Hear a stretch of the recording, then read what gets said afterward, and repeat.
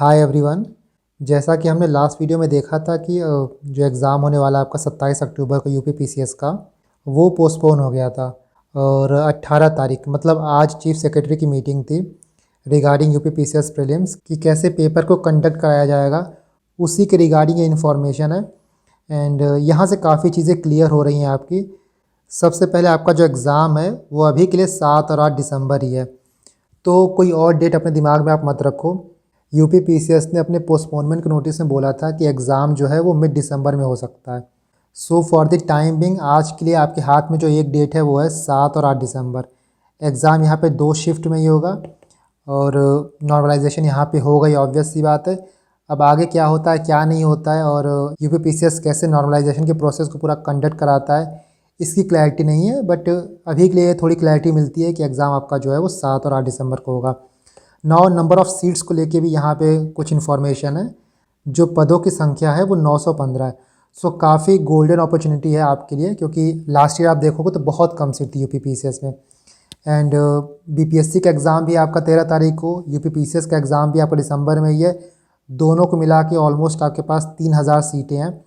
और कोई भी आप एग्ज़ाम टारगेट कर रहे हो, चाहे बीपीएससी चाहे यूपी पीसीएस, कोशिश करना कि दोनों में से कोई एक एग्ज़ाम बहुत अच्छे से आप टारगेट करो।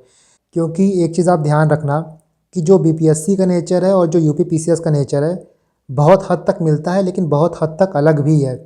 फॉर एग्ज़ाम्पल बीपीएससी में बिहार स्पेशल काफ़ी अच्छे से पूछा जाता है। बीपीएससी में जो मॉडर्न हिस्ट्री पूछा जाएगा वहाँ पे आपसे बिहार स्पेशल पूछा जाता है। बीपीएससी में जो ज्योग्राफी होता है वहाँ भी आपसे बिहार स्पेशल पूछा जाता है। बिहार स्पेशल का एक्सक्लूसिव वहाँ पे वेटेज होता है। बट वहीं आप यूपी पीसीएस की बात करोगे तो यहाँ पे यूपी स्पेशल बहुत ज़्यादा डीप नहीं पूछा जाता है। इसलिए अगर आप बीपीएससी एंड यूपी पीसीएस दोनों टारगेट कर रहे हो और ये फोकस कर रहे हो कि दोनों का मेरा प्री निकल जाए, तो आपको बिहार स्पेशल अच्छे से करना पड़ेगा। बिना बिहार स्पेशल अच्छे से पढ़े आप बीपीएससी का प्री क्लियर नहीं कर सकते। और वहीं हम यूपी पीसीएस की बात करें तो जो यूपी पीसीएस का पेपर होता है, यूपी पीसीएस के क्वेश्चन का नेचर होता है जनरल होता है। यहाँ पे आपसे यूपी स्पेशल बहुत ज़्यादा डीप नहीं पूछा जाता है। करंट अफेयर में कुछ क्वेश्चन पूछे जाते हैं, कुछ स्टैटिक यूपी के भी पूछे जाते हैं, बट प्री में उनका वेटेज इतना ज़्यादा नहीं होता है कि आपके सिलेक्शन को डिटरमाइन करेगा। इसीलिए बहुत से बच्चे ऐसे होते हैं जो यूपीएससी की तैयारी करते हैं और वो यूपी पीसीएस का भी प्री निकाल लेते हैं विदाउट स्टडिंग यूपी स्पेशल। अभी क्या हो गया है, अभी मेंस में आपको पेपर 5 पेपर 6 यूपी स्पेशल का हो गया है, तो मेंस के लिए आपको पढ़ना पड़ेगा। But as far as prelims is concern, अगर हम सिर्फ प्री की बात करें तो प्री में यूपी स्पेशल का बहुत ज़्यादा वेटेज नहीं होता है।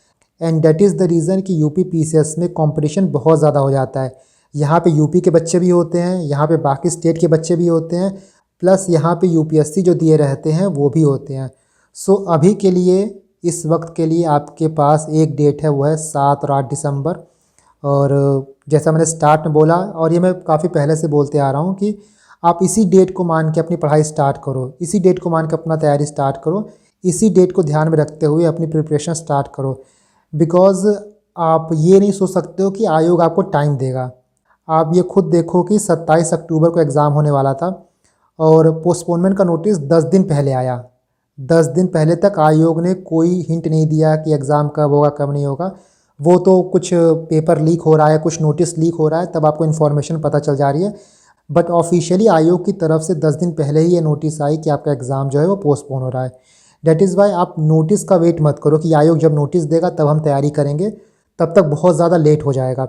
जिनको तैयारी करना है, जिनको पढ़ाई करना है, वो लोग आय दृष्टि ख़त्म कर चुके हैं, वो लोग घटना चक्र की काफ़ी बुक ख़त्म कर चुके हैं, मतलब वो अपना पढ़ाई कर रहे हैं। लेकिन अगर आप डेट का वेट करोगे, टाइम का वेट करोगे, नोटिस का वेट करोगे, then it's going to be too late.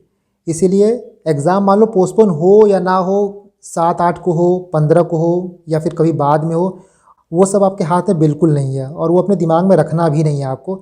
अभी आपके हाथ में सिर्फ ये है कि एग्ज़ाम जो है वो 7 और 8 दिसंबर को हो रहा है और मेरी प्रिपरेशन उसी हिसाब से होनी चाहिए ना। यहाँ पे एक चीज़ आप और देखो कि कितने बच्चों ने फॉर्म भरा था, तो ऑलमोस्ट 5-6 लाख बच्चों ने फॉर्म भरा है और सेंटर कितने होंगे, तो 850 सेंटर होंगे।